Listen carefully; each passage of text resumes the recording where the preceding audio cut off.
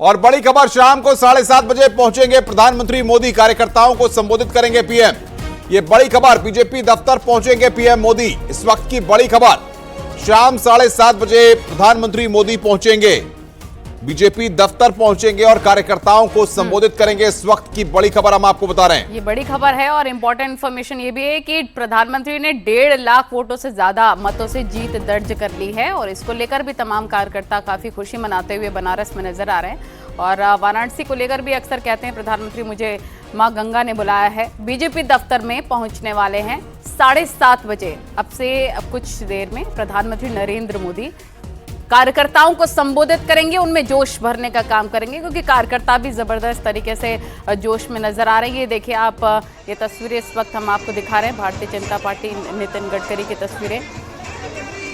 और ये तस्वीरें इस वक्त आपकी स्क्रीन पर, बीजेपी दफ्तर पहुंचेंगे पीएम मोदी, ये जानकारी फिलहाल हमारे पास आ रही है। और ये नितिन गडकरी की तस्वीर इस वक्त हम आपको दिखा रहे थे। और 7:30 बजे का वक्त यहां पर बताया जा रहा है, बीजेपी दफ्तर पहुंचेंगे पीएम मोदी। और फिलहाल जो टैली का स्कोर है वो लगातार आप देख रहे हैं किस तरीके से 261 सीटें एनडीए जीत चुका है और 239 बीजेपी और 290 फुल एनडीए का स्कोर अब तक। India alliance 235, others 18। ये यहां पर फिगर अब तक टैली में यहां पर निकलकर सामने आ रही है। तो ये 7:30 बजे प्रधानमंत्री का संबोधन बीजेपी दफ्तर से होगा। 7:30 बजे प्रधानमंत्री बीजेपी दफ्तर पहुंचेंगे जहां पर वो कार्यकर्ताओं को संबोधित करेंगे। और मंडी से जीत गई है कंगना रनौत, क्या कुछ कह रही है सुनिए।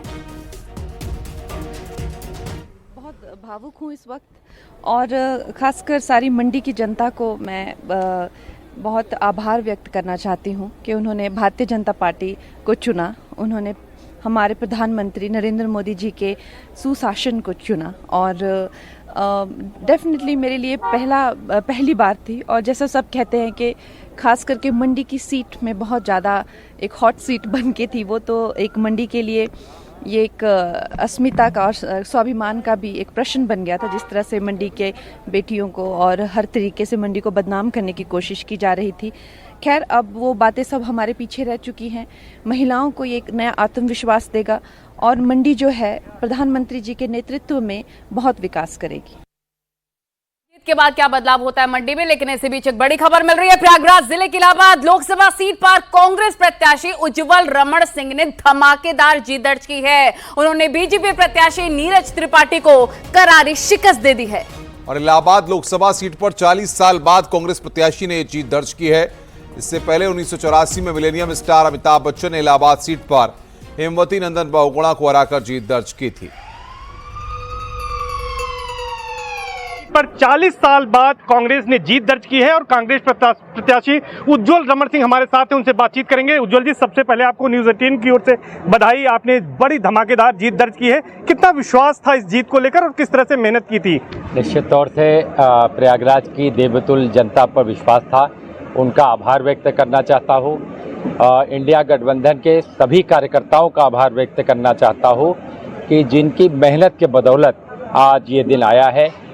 राहुल गांधी जी, प्रियंका गांधी जी, अखिलेश यादव जी का आभार व्यक्त करना चाहता हूँ जिन्होंने मुझे इस लायक समझा कि यहाँ का टिकट देकर लड़ाने का। और कुंवर रेवती रमण सिंह जी ने जो 50 साल का जो राजनीतिक जीवन और लोगों की सेवा की है, जिसके बदौलत आज ये दिन आया है, तो मैं सभी का आभार व्यक्त करना चाहूँगा।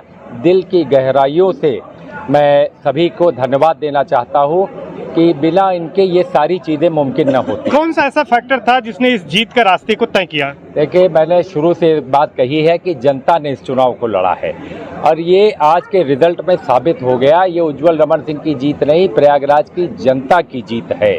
और जिस तरीके से इंडिया गठबंधन का पूरे उत्तर प्रदेश में बोलबाला है, निश्चित तौर से राहुल गांधी के न्याय और अखिलेश यादव का पीडीए जीत रहा है और इसके बदौलत ये जीत संभव हुई है। अच्छा, बात अगर करें तो आपके पिता कुंवर रेवती रमण सिंह जी ने 2004-2009 में इस सीट पर जीत दर्ज की थी। एक बार फिर से वो विरासत आपको मिली है, आगे की क्या तैयारी है? अब किस तरह से जनता की सेवा में जाएंगे? निश्चित तौर से बड़ी अपेक्षाएं हैं जनता की, लेकिन मैं भगवान से बस यही प्रार्थना। और बड़ी खबर, मोहनलालगंज लोकसभा सीट से केंद्रीय मंत्री कौशल किशोर पीछे चल रहे हैं।